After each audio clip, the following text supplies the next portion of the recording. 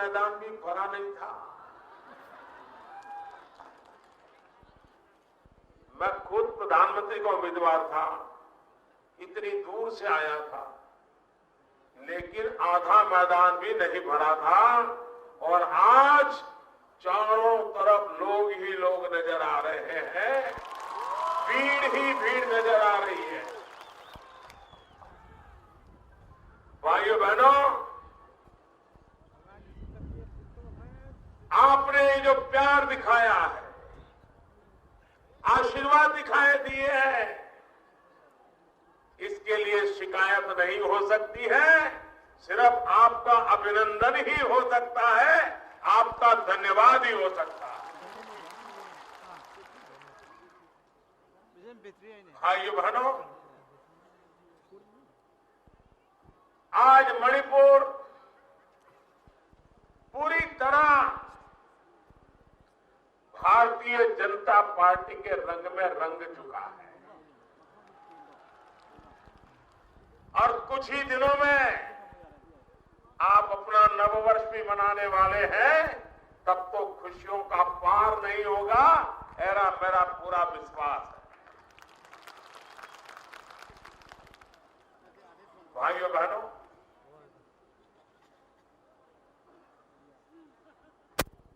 मुझे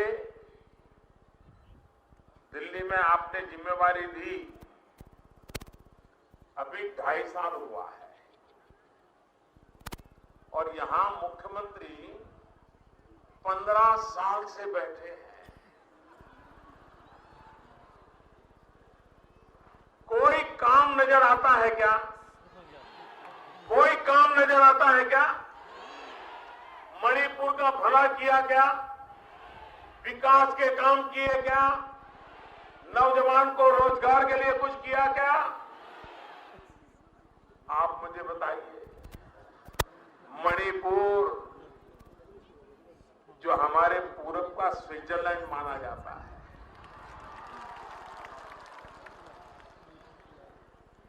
अगर उसकी ये बर्बादी की है, 15 साल लगातार मणिपुर नीचे ही गया, नीचे ही गया। दिल्ली में भी उनकी सरकार थी, यहां भी उनकी सरकार थी, उसके बावजूद भी मणिपुर बर्बाद कर दिया गया। उसके लिए जिम्मेवार कौन है? कौन है जिम्मेवार? कौन है जिम्मेवार? जरा पूरी ताकत से बताइए, दूर दूर से कौन जिम्मेवार है? मणिपुर को किसने बर्बाद किया? मणिपुर के किसानों का नुकसान किसने किया? मणिपुर की मां बहनों पर अन्याय किसने किया? मणिपुर के नौजवानों का भाग्य किसने डुबोया? जिस कांग्रेस के इतने गुना है, अब मणिपुर में उस कांग्रेस को एक दिन भी रहने का अधिकार है क्या? है क्या? अब इस बार पूरी तरह साफ कर दोगे कि नहीं कर दोगे? भाइयों बहनों, दिल्ली में पहली बार भारतीय जनता पार्टी की ऐसी सरकार बनी है जिस सरकार ने सबसे पहली योजना लगाई एक्ट ईस्ट पॉलिसी। हमने कहा जब तक पूर्वी भारत, उत्तरी पूर्व ये विकसित नहीं होगा, हिंदुस्तान का विकास अधूरा रह जाएगा।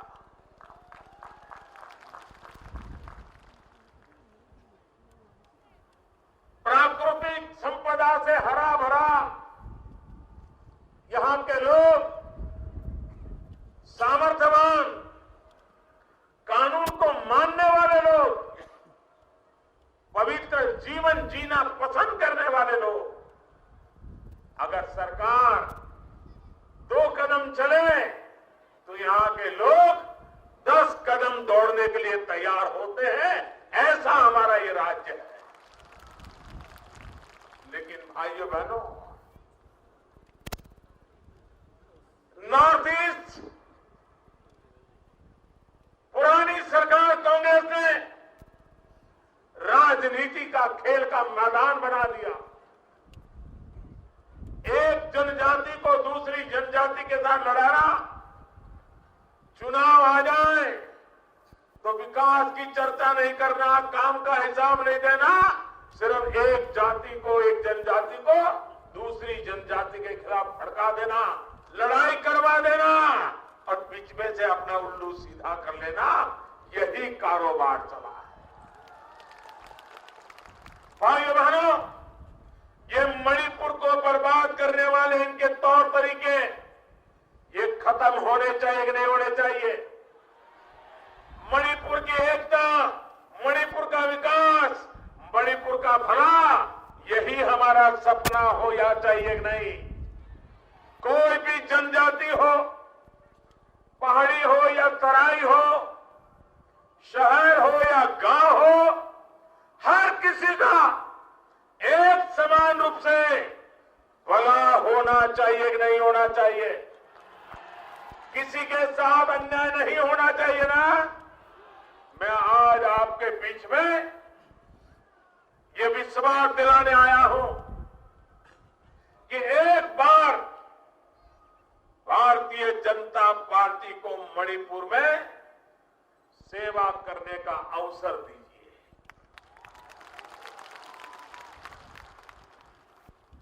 हमें सिर्फ 5 साल दीजिए। उनको आपने 15 साल दिए हैं। 15 साल में जो काम उन्होंने नहीं किया है, मैं आपको विश्वास दिलाता हूं, भारतीय जनता पार्टी की सरकार 15 महीने में वो करके दिखाएगी आपको। 15 महीने में करने का मैं वादा करता हूं भाई। और आप, हमारा व्यक्तिगत रूप से तो मेरा इस भूभाग के प्रति लगाव है। ये पूरा क्षेत्र हमारा नॉर्थ ईस्ट, सभी राज्यों का भला हो, ये देश की एकता और अखंडता के लिए भी आवश्यक है।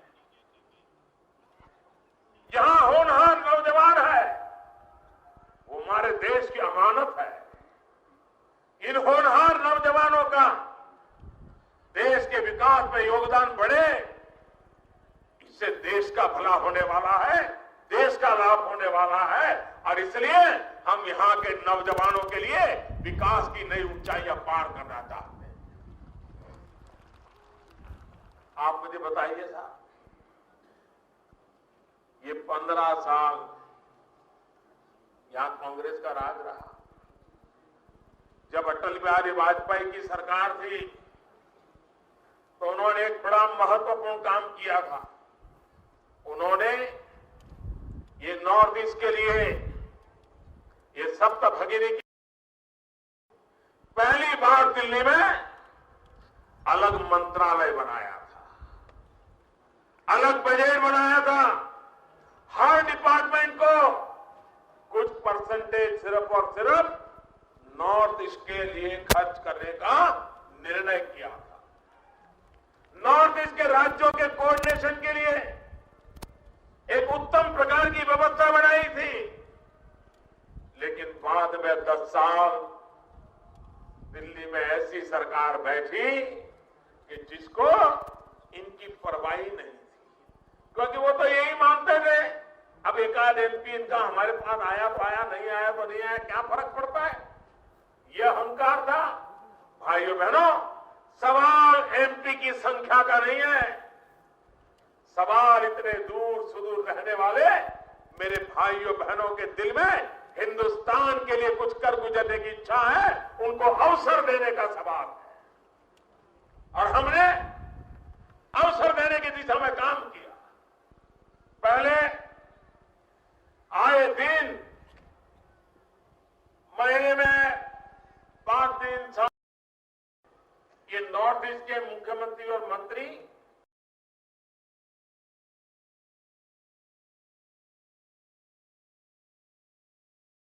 प्रधानमंत्री, उस समय की सरकार, उस समय के पार्टी के नेता ये नॉर्थ ईस्ट से आए हुए नेताओं को मिलने का समय तक नहीं देते थे, समय तक नहीं देते थे। आज भाइयों बहनों, नॉर्थ ईस्ट का कोई भी मुख्यमंत्री हो, किसी भी दल का मुख्यमंत्री हो, मुझे जब भी मिलने के लिए कहता है, मेरे दरवाजे हमेशा हमेशा के लिए आप लोगों के लिए खुले होते हैं। लेकिन हम वहां अटके नहीं। हमने तो पिछले 2 साल में भारत सरकार के 90 मंत्रियों का दौरा, कोई मंत्री 2 बार आए होंगे, कोई 3 बार आए होंगे, लेकिन केंद्र का कोई मंत्री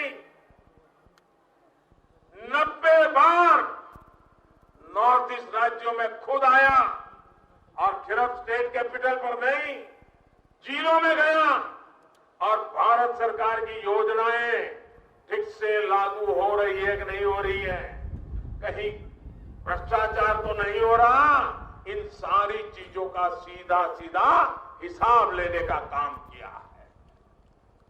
पहले कोई आता नहीं था, अगर आना पड़ता था तो यहां के लोगों को आता। भाइयों बहनों, एडीसी की मीटिंग होती है, हमारे मंत्री जी इस मीटिंग में रहते हैं और नॉर्थ ईस्ट की समस्याओं के समाधान के लिए सब मिल बैठ करके रास्ता निकालते हैं। इतनी महत्वपूर्ण व्यवस्था आखिर में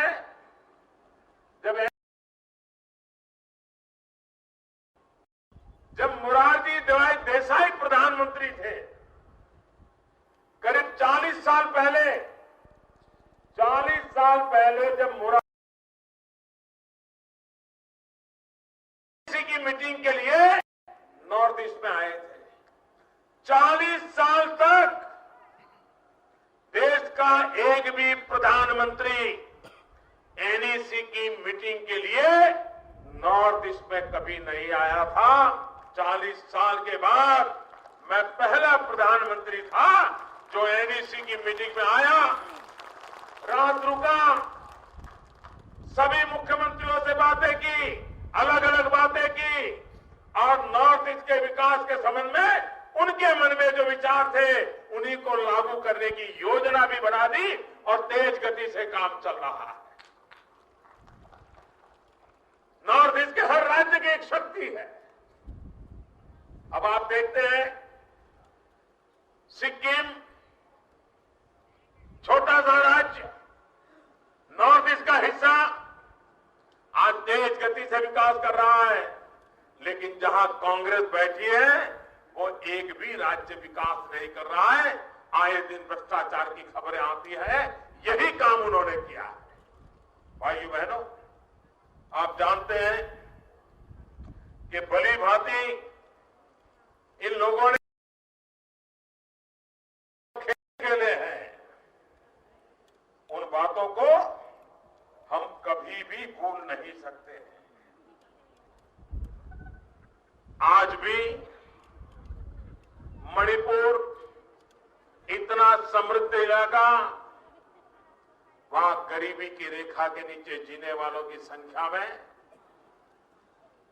15 साल रहने के बावजूद भी कोई प्राथमिक परिवर्तन भी नहीं ले पाए।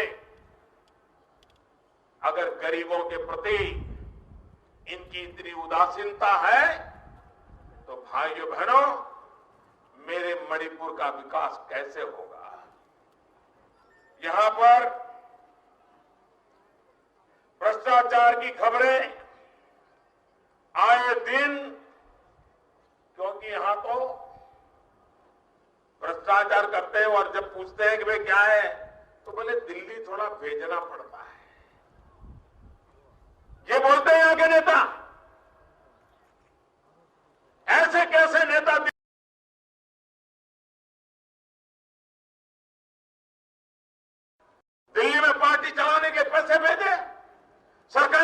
घरों से निकाले। भाइयों बहनों, ये पाप चक्र बंद होना चाहिए और मणिपुर को, पूरे नॉर्थ ईस्ट को इस सारे चक्र से मुझे बाहर निकालना है। नौकरियों की भर्ती,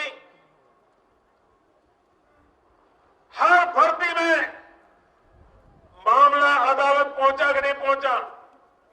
अदालतों ने मणिपुर सरकार के खिलाफ निर्णय दिया कि नहीं दिया? सारे नौकरी के मसले, नौजवान को जब तक उसके पास भ्रष्टाचार करने के लिए पैसे नहीं है, नौकरी के लिए तरसता है। यह स्थिति कांग्रेस ने पैदा की है कि नहीं की है? रेट बोलते हैं, रेट। टीचर बनना है इतना रेट, पुलिस में जाना है इतना रेट, क्लार्क बनना है इतना रेट, दरोगा बनना है, पुलिस वाला बनना है इतना रेट, ड्राइवर भी बनना है इतना रेट, किसी की मंत्री के यहां खाना पकाने जाना है तो भी इतना रेट। ये क्या करके रखा है भाई?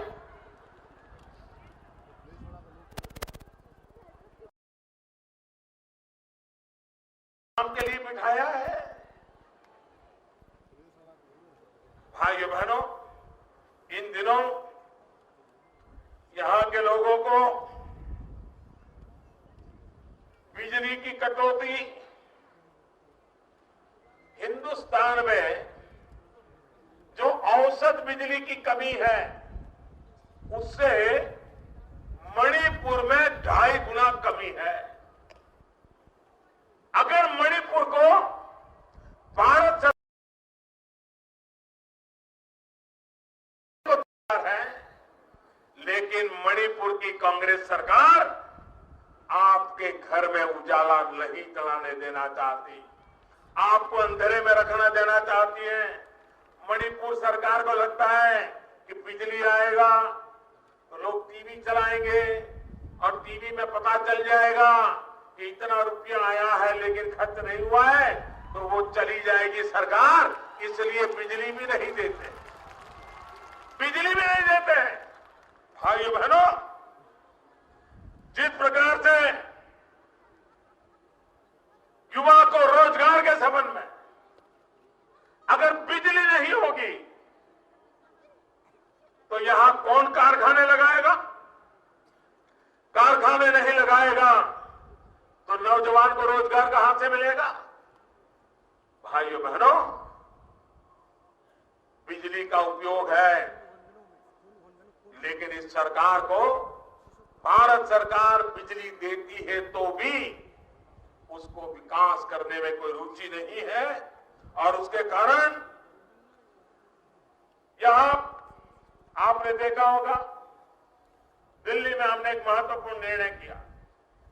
हमने दिल्ली की पुलिस में खास तौर पर नॉर्थ ईस्ट के नौजवानों को रोजगार देने का प्रबंध किया, ताकि दिल्ली में लोग देखें कि मणिपुर से आए हुए नौजवान कितने होनहार है, किस प्रकार से दिल्ली की सुरक्षा कर सकते हैं, ये ताकत दिखाने का हमने काम किया।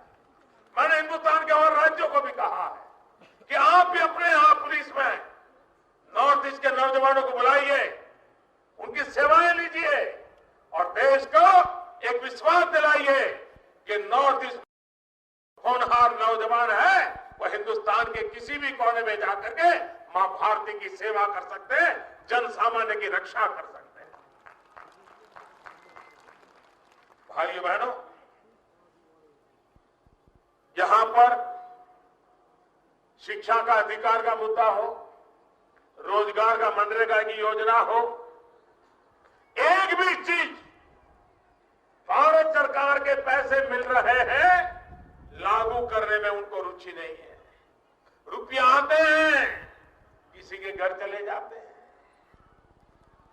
मैं तो हैरान था जब मैंने 8 नवंबर को रात को 8 बजे टीवी पर आकर के कहा कि मेरे प्यारे देशवासियों, और 1000 और 500 की नोट बंद कर दी, तो सबसे पहले कांग्रेस के नेता भागा भाग करने लगे। क्या हो गया?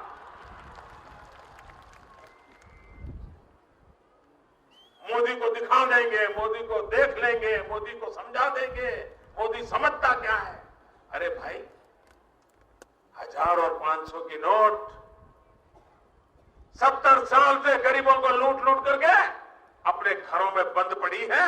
मैं उसको बाहर निकालना चाहता हूं ताकि ये चोरी का माल गरीबों के कल्याण के काम आए, विकास के काम आए। कुएं में पानी नहीं है तो कुआं खोदने के लिए काम आए किसान के लिए। गांव में स्कूल नहीं है तो स्कूल बनाने के लिए काम आए। रेल का स्टेशन नहीं है तो रेल का स्टेशन बनाने के लिए काम आए। अस्पताल नहीं है तो अस्पताल बनाने के लिए काम आए। भाइयों बहनों, ये पैसा देश की जनता का है, देश के गरीब का है, ये जो लूट करके बैठे हैं। और मैं आपको विश्वास दिलाता हूं, ये जो लूटा हुआ माल है ना, वो मैं वापस लेके रहूंगा और देश के गरीबों के काम लगाऊंगा। यहां के मुख्यमंत्री समझ लें, मणिपुर में जो भ्रष्टाचार हुआ है 15 साल में, चिट्ठा हम खोल देंगे। ये बात मान के चलो, क्योंकि आपने सिर्फ चुनाव जीतने के लिए यहां के समाजों को एक दूसरे का दुश्मन बना के रख दिया। भाई भाई को लड़ा दिया आपने। क्या राजनीति इतनी नीचे स्तर पर गई है, जिसको समाज की परवाह नहीं हो, देश की परवाह नहीं हो, मणिपुर की परवाह ना हो, सिर्फ अपनी कुर्सी की परवाह हो? ऐसे लोगों को एक पल भी रहने का अधिकार नहीं है। और इसलिए अब यहां कहते हैं कि नागाओं के साथ जो आपका एकॉर्ड हुआ है, मैं जरा यहां के मुख्यमंत्री को पूछना चाहता हूं, 1.5 साल सोए थे क्या? गहरी नींद सोए थे क्या? ये एकॉर्ड 1.5 साल पहले हुआ ना। आपने कभी भारत सरकार को चिट्ठी लिखी है? मैंने स्वयं ने कांग्रेस के नेताओं को एकॉर्ड में क्या है सारा बताया है। और आज 1.5 साल के बाद जब चुनाव घोषित हो गया तो झूठ फैला करके मणिपुर के लोगों को बांटने का पाप कर रहे हो। मेरे मणिपुर के भाइयों बहनों, आप तय कीजिए कि आपको 15 साल तक मणिपुर को बर्बाद करने वाले मुख्यमंत्री के झूठ को मानना है या 2.5 साल से ईमानदारी से आपकी सेवा में लगे हुए प्रधानमंत्री के सच को मानना है। निर्णय मैं आप पे छोड़ देता हूं भाई, लेकिन मैं आपको विश्वास दिलाता हूं, नागाओं के साथ जो एकॉर्ड हुआ है, इसमें कहीं पर भी मणिपुर के टेरिटरी के साथ कोई भी धोखा करने की चर्चा नहीं है। इतना झूठ बोल रहे हो।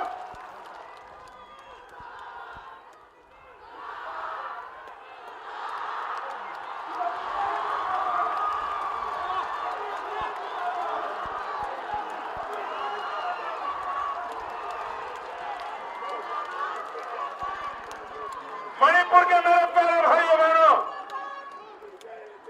मैं मणिपुर की इस पवित्र धरती पर आकर के आपको वहां वादा देता हूं, ऐसा एक भी शब्द जो मणिपुर के हितों की रक्षा न करता हो, जो मणिपुर के हितों को नुकसान करता हो, ऐसा एकॉर्ड में एक भी शब्द नहीं है भाइयों बहनों, एक भी शब्द नहीं है।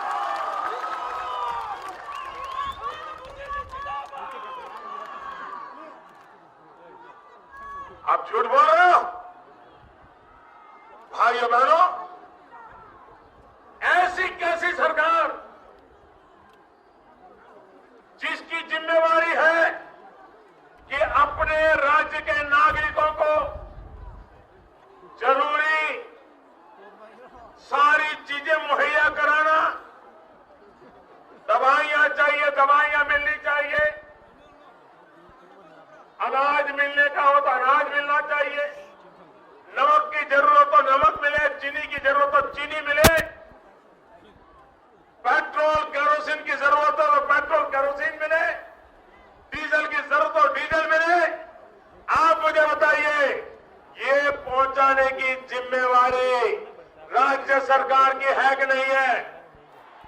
जरा जोर से बोलिए, राज्य सरकार की है कि नहीं है? राज्य सरकार की है कि नहीं है?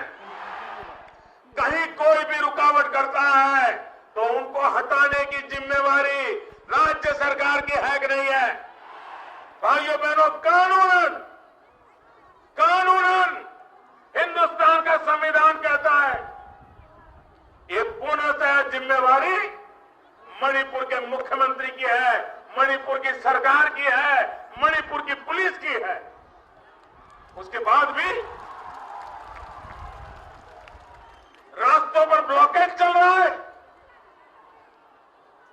लोगों को अनाज नहीं मिल रहा, दवाई नहीं मिल रही, बच्चों को दूध नहीं मिल रहा है। कैसी सरकार चलाते हो? भाइयों बहनों, ये उनकी विफलता का जीता जागता उदाहरण है। ये जिम्मेवारी उनकी है।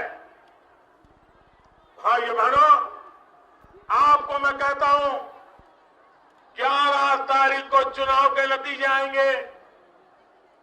13 मार्च को हिंदुस्तान होली का उत्सव मनाएगा। भारतीय जनता पार्टी की मणिपुर में सरकार बनेगी और मणिपुर के हाथ में सरकार आते ही कोई भी ब्लॉकेज नहीं रहने देंगे, मैं आपको वादा करता हूं। और हम दिखा देंगे कि सरकार कैसे चलती है।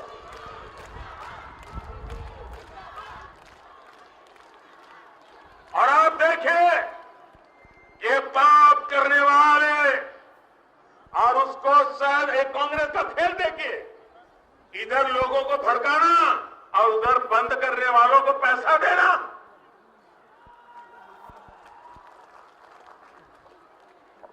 और मैं जानकारियों के आधार पर बोल रहा हूं भाइयों बहनों, 3-3 महीने से नेशनल हाईवे को ब्लॉकेज करके रखे हुए हैं और उनको कोई एक्शन न ले सरकार। इसका मतलब है कि कांग्रेस के लोग इनके साथ मिली भगत है। भाई, ऐसा करने वालों को जेल में बंद क्यों नहीं करते? उन पर कानूनी कार्रवाई क्यों नहीं करते? और मैं मणिपुर सरकार को कहता हूं, आप जो भी मदद मांगोगे, दिल्ली सरकार मदद करने को तैयार है। अभी इसी मिनट मांगोगे, मैं यहीं पर कहता हूं, आपको मदद करने के लिए हम तैयार हैं। ब्लॉकेज खाली कराओ।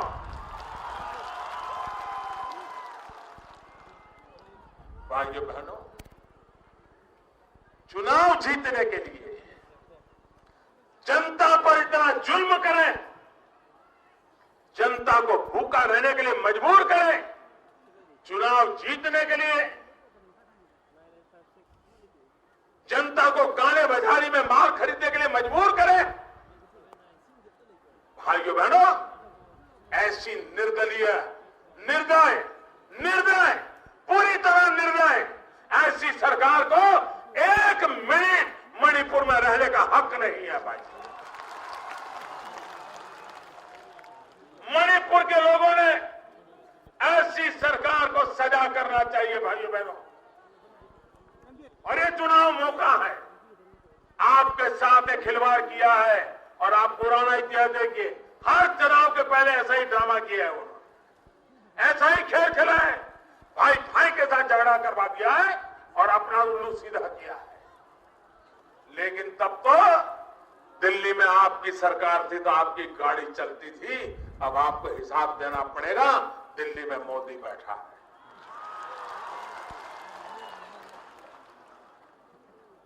मैं कांग्रेस के नेताओं को कहता हूं, ये जनता पर जो जुल्म किया है, इसका जवाब आपको देना पड़ेगा। आप अब बचने वाले नहीं हो, मान के चलिए भाई। और झूठ बोलते हो, जिम्मेवारी आपकी, करना कुछ नहीं और मजा ले रहे हो, हिसाब लगा रहे हो। ये ब्लॉकेज जरा ज्यादा तेज होगा तो ज्यादा फायदा होगा, लोग भूखे मरेंगे तो फायदा होगा। अरे मुख्यमंत्री जी, वो जमाना चला गया। अब मणिपुर का बच्चा हर बात को समझता है, आपके झूठ को कभी स्वीकार करने वाला। चाहे मैदानी इलाकों में रहने वाले हो, चाहे पहाड़ी इलाकों में रहने वाले हो, आप विश्वास दिखिए, आप मेरे लिए समान है भाइयों बहनों। आप किस जनजाति के हैं, आप किस इलाके में हैं, मेरी सरकार कभी आपसे भेदभाव नहीं करेगी। आपको हक का पूरा देने के लिए हम कोई कसर नहीं छोड़ेंगे, ये मैं आपको विश्वास दिलाता हूं। भाइयों बहनों, हमने यहां स्पोर्ट्स यूनिवर्सिटी बनाने के लिए मणिपुर के लोगों ने कितना बड़ा देश का नाम रोशन किया है। पूरे खेल जगत में आज हम गर्व से खड़े रहते हैं कि मणिपुर के हमारे लोगों ने इतना बड़ा हमारा मान सम्मान बढ़ाने का काम किया है देश का। मणिपुर के अंदर एक ताकत पड़ी है और इसलिए हमने स्पोर्ट्स यूनिवर्सिटी बनाने का निर्णय किया, पैसे आवंटन कर दिया। लेकिन ये मुख्यमंत्री, हमने सुना है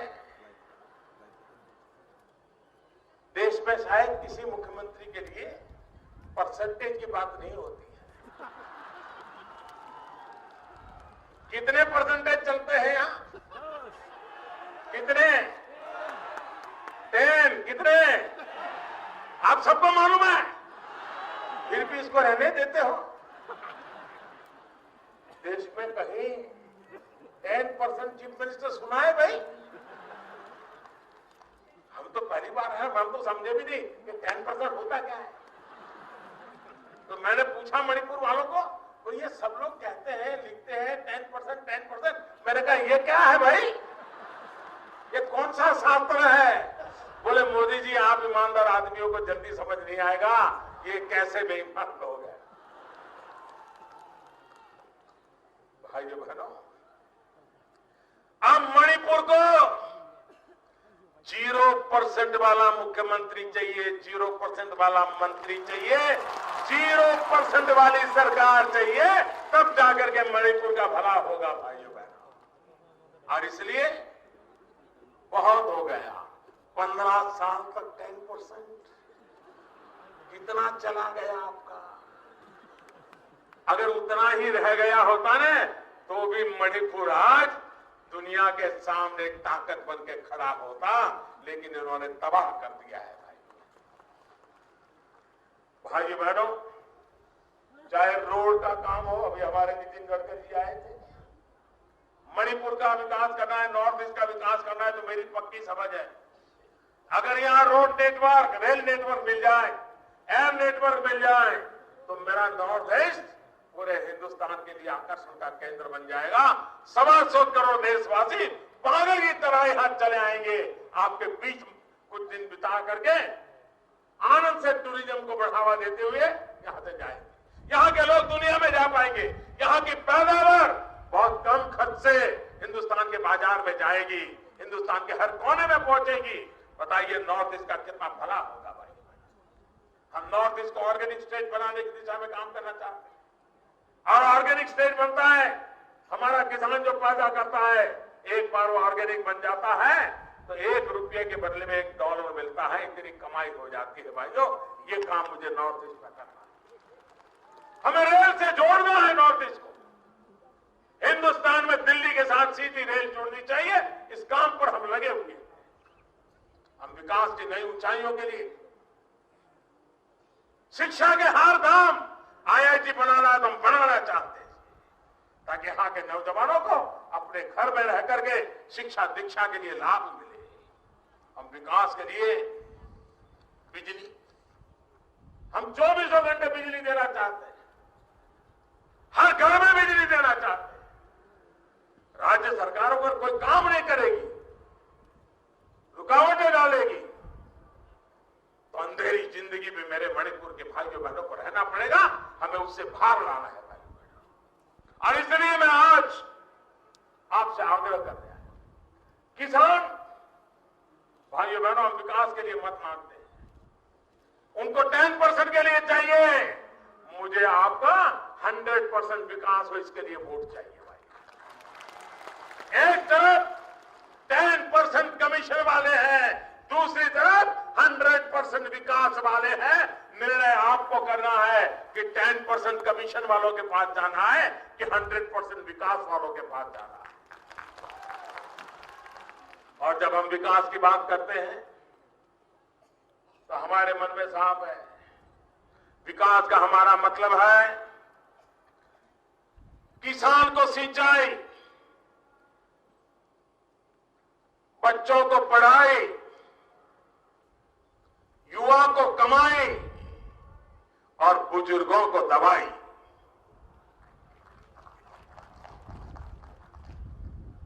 भाइयों बहनों, हम किसान को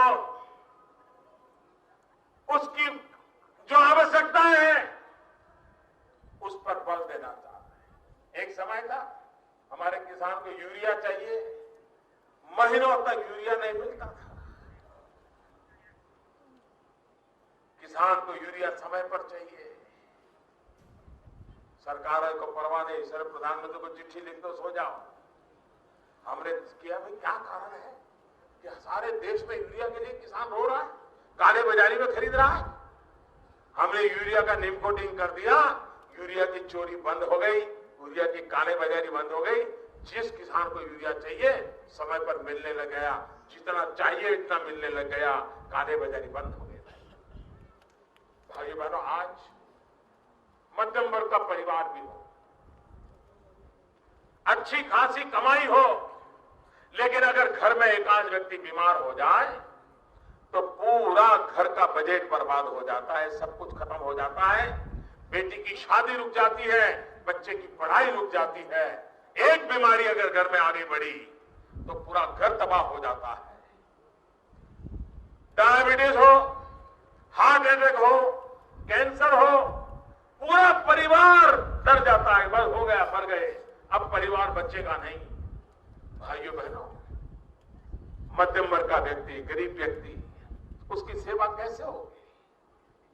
हम आए सरकार में, हमने सोचा कि गरीब मध्यम वर्ग का व्यक्ति अगर इतनी दवाई महंगी होगी तो वो बचेगा क्या, उसका परिवार बचेगा क्या? वो तो बीमारी के कारण मरेगा, लेकिन परिवार आर्थिक बोझ के कारण मर जाएगा। हमने दवाई बनाने वाली कंपनियों को बुलाया, हमने जरा पूछताछ की। हमने कहा भैया 30-30 हजार रुपये में एक गोलियां बेचते हो आप, 30,000 रुपया, अगर महीने में 2 गोली खानी है तो भाइयों बहनों वो बेचारा 7,000 रुपया कहां से लाएगा? हमने कहा इतनी दवाइयां महंगी कैसे आती है भाई, कैसे बनाते हो, क्या डालते हो अंदर, जरा कितनी कीमत होती है निकालो। शुरू में तो बताते ही नहीं थे, लेकिन हम तो अटकने वालों में तो है नहीं, हम जरा पूछ लेके बताओ भाई। भाइयों बहनों, पूरी जांच पड़ताल करके हमने नियम बना दिया। 800 दवाइयां जो लोगों को जीवन मरण के लिए जरूरी होती है, हमने उसके दाम तय कर दिए, और जो दवाई 30,000 रुपए में बिकती थी आज उसको 3,000 रुपए में बेचने के लिए मजबूर कर दिया। जो दवाई की गोली 80 रुपए में बिकती थी वो 12 रुपए में बिकना शुरू हो गया। आप बताइए गरीब का भला हुआ कि नहीं हुआ, मध्यम वर्ग का भला हुआ कि नहीं हुआ? भाई आजकल हृदय रोग की बीमारी होती है, दिल का दौरा पड़ जाता है, हार्ट अटैक आता है, भागे भागे डॉक्टर के पास जाते हैं। अब हमें तो पता नहीं अंदर क्या हुआ है, दर्द हो रहा है, तो डॉक्टर देख करके बता देता है कि इनकी नली के अंदर खून जाने का, ब्लड जाने का रास्ता ही बंद हो गया है, वो रास्ता खोलना पड़ेगा। तो इसके लिए अंदर बोले अंदर स्टेंट लगाना पड़ेगा। और फिर डॉक्टर बताता है कि ये देसी स्टेंट है, इंडिया का बना हुआ है, ये लगाओगे तो 45,000 रुपया होगा, ये विदेश से लाए हैं, ज्यादा अच्छा है, ये लगाओगे तो 1.25 लाख 1.5 लाख रुपया होगा। अब बेचारा मृत्युशैया पे पड़ा है, हृदय रोग का बीमारी है, माँ बाप को, बच्चों को, भाई को, बहन को, पत्नी को, सबको लगता है बचना चाहिए। तो वो कहते हैं कि भाई आपका क्या सलाह है, क्या करें? तो कहता है अगर 45,000 वाला स्टेंट लगाओगे तो 4 5-6 साल जिंदा रहेगा, लेकिन ये लाख 1.5 लाख वाला लगाओगे तो जीवन भर कभी देखना नहीं पड़ेगा। तो वो बेचारा कौन कहेगा कि भाई 6 साल में मरना है, तो वो 1.5 लाख का लगवा देता है। भाइयों बहनों, मैं हैरान था, गरीब आदमी 1.5 लाख का स्टैंड कहां से लगाएगा। मैंने बनाने वालों को बुलाया, जरा हिसाब किताब मांगा, और मैंने कहा आप गरीब जनता को लूट रहे हो, बंद करो ये सब।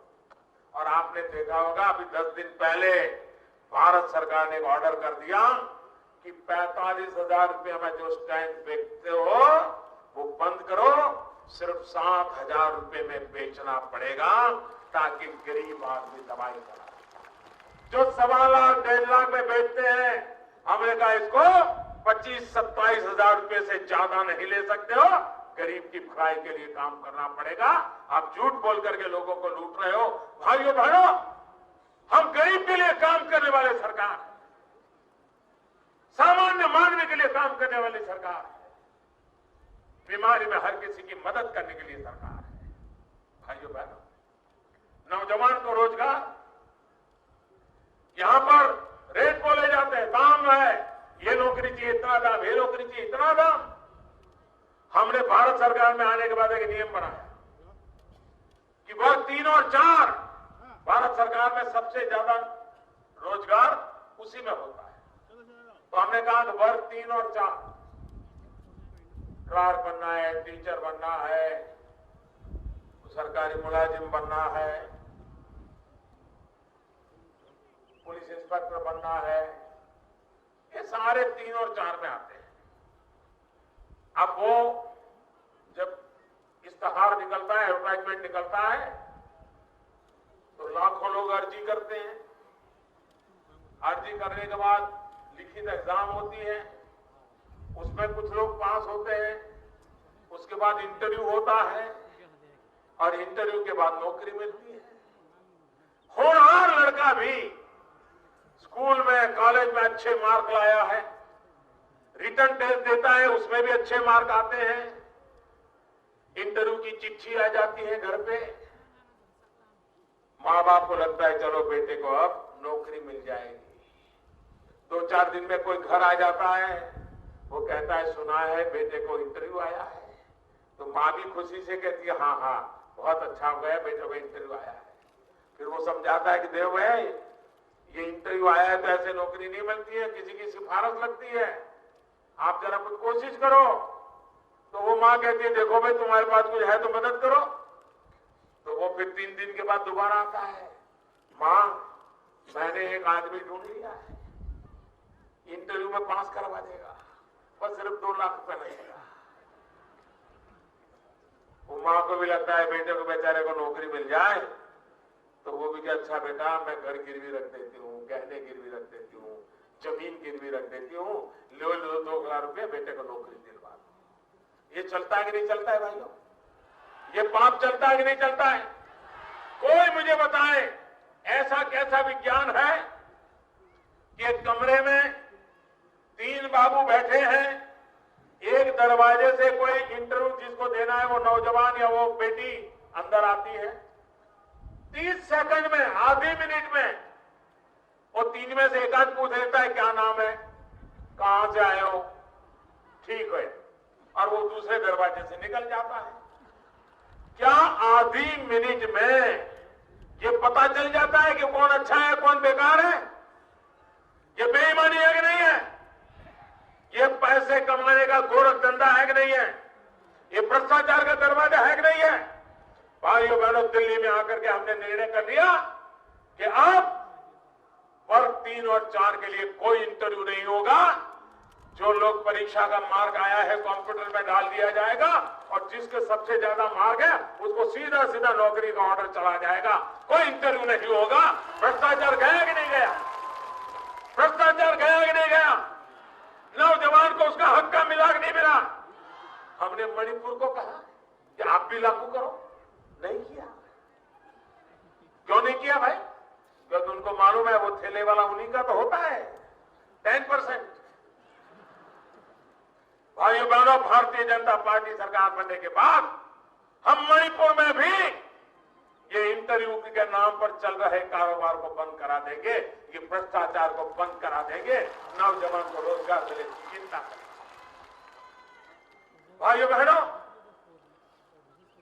आप मुझे बताइए 2014 में जो लोकसभा का चुनाव हुआ, उस समय कांग्रेस पार्टी, और मैं यहां मणिपुर में भाषण में बोला था, उस समय कांग्रेस पार्टी ने देश को क्या वादा किया था। कांग्रेस पार्टी की बड़ी मीटिंग दिल्ली में हुई और लोकसभा के चुनाव के लिए जाने से पहले उन्होंने घोषणा की कि दिल्ली में अगर फिर से भारतीय कांग्रेस की सरकार बनेगी तो वे गैस के सिलेंडर जो साल में 9 मिलते हैं वो 12 कर देंगे, और इसके लिए उन्होंने वोट मांगा था। गैस का सिलेंडर साल में 9 मिलते हैं, 12 करेंगे, आप हमें वोट दे दो, ऐसा कहा था। भाइयों बहनों, हम सरकार में आए, हमने कहा जरा गैस का क्या शास्त्र है समझे, जरा 3-4 महीने जरा अध्ययन किया और देखा गया। भाइयों बहनों, हमारे देश में ऐसा ये काला बाजारी खेल चल रहा था। हमने कहा गरीब मां जो लकड़ी का चूल्हा जला करके खाना पकाती है, जब लकड़ी का चूल्हा जला करके खाना पकाती है तो उस मां के शरीर में 400 सिगारेट का धुआं जाता है, 400 सिगारेट का। आप मुझे बताइए, हर दिन जिस मां के शरीर में 400 सिगारेट का धुआं जाता हो, उस मां की तबीयत अच्छी रहेगी क्या? वो बीमार होगी कि नहीं होगी? क्या उस मां को धुएं से बचाना चाहिए कि नहीं बचाना चाहिए? इतना ही नहीं, घर में छोटे छोटे बच्चे खेलते हैं, खाना पकता है तो बच्चे भी तो वही होते हैं, और जब छोटे छोटे बच्चों के शरीर में भी इस सिगारेट का धुआं जाता है, वो बच्चा कितने दिन अपना शरीर बचा पाएगा? ऐसे बच्चों की मदद होनी चाहिए कि नहीं होनी चाहिए? हमने निर्णय किया कि हम हिंदुस्तान में 3 साल के भीतर 5 करोड़ गरीब परिवारों के घर में मुफ्त में गैस का कनेक्शन दे देंगे और इन माताओं को लकड़ी के चूल्हे से बचाएंगे। और भाइयों बहनों, मणिपुर में भी हजारों परिवारों में नए गैस के कनेक्शन दे दिए, 1 रुपये का भी भ्रष्टाचार होने नहीं दिया, मुफ्त में कनेक्शन दे दिए। उन माताओं बहनों को लकड़ी के चूल्हे से 400 सिगरेट पीने के लिए जो मजबूर होना पड़ता था, उससे बचाने का काम किया है। भाइयों बहनों, अगर विकास यही मकसद हो, विकास यही मंत्र हो, तो हम मणिपुर को हिंदुस्तान में नई ऊंचाइयों पर ले जा सकते हैं, टूरिज्म बढ़ा सकते हैं। यहां के नौजवान होनहार है, यहां की बेटियां होनहार है, भारत के सामर्थ्य में नई ताकत जोड़ने के सामर्थ्य रखने वाले लोग हैं। उनको लेकर के हम विकास की ऊंचाइयों को पार करना चाहते हैं। और इसलिए आज मैं मणिपुर की धरती पर आया हूं, पूरे राज्य के लोगों को इस जनसभा के माध्यम से मैं प्रार्थना करना चाहता हूं, एक बार भारतीय जनता पार्टी को वोट देकर के 5 साल सेवा करने का मौका दीजिए। और मैंने कहा, अगर मणिपुर में आप भाजपा की सरकार बनाओगे, दिल्ली में भी भाजपा की सरकार है, तो मणिपुर के विकास के लिए डबल इंजन लगेगा या नहीं लगेगा? एक इंफाल का इंजन और एक दिल्ली का इंजन। भाइयों बहनों, और ये मेरे बात लिखनी है तो लिख करके रखिए, और 15 महीने के बाद मेरे से हिसाब मांगिए। 15 साल में जो काम नहीं हुआ है कांग्रेस सरकार में, भारतीय जनता पार्टी की सरकार आने के बाद 15 महीने में वो हम करके दिखाएंगे। ये मैं फिर से वादा दोहराता हूं, 15 साल के सामने 15 महीने। भाइयों बहनों, दिल्ली सरकार पूरी तरह आपके साथ खड़ी रहेगी, आपके सब सपना पूरा करने के लिए हम साथ खड़े रहेंगे। इसलिए मैं आपसे आग्रह करता हूं कि भारतीय जनता पार्टी को भारी बहुमत से विजय बनाइए। उनके एक भी झूठ को स्वीकार मत कीजिए, एक भी झूठ को स्वीकार मत कीजिए। मणिपुर भी हमारा है, मणिपुर की एक एक धरती हम मणिपुर वासियों की है। उसकी रक्षा करने के लिए भारत की सरकार आपके पास है, उसके साथ। मेरे साथ पूरी ताकत से बोलिए, भारत माता की। पूरी ताकत से पूरे मणिपुर में सुनाई दे और झूठ बोलने वालों की नींद हराम हो जाए। भारत माता की, भारत माता की, भारत माता के, भारत माता के, भारत माता के, भारत माता के, भारत माता के। बहुत बहुत धन्यवाद।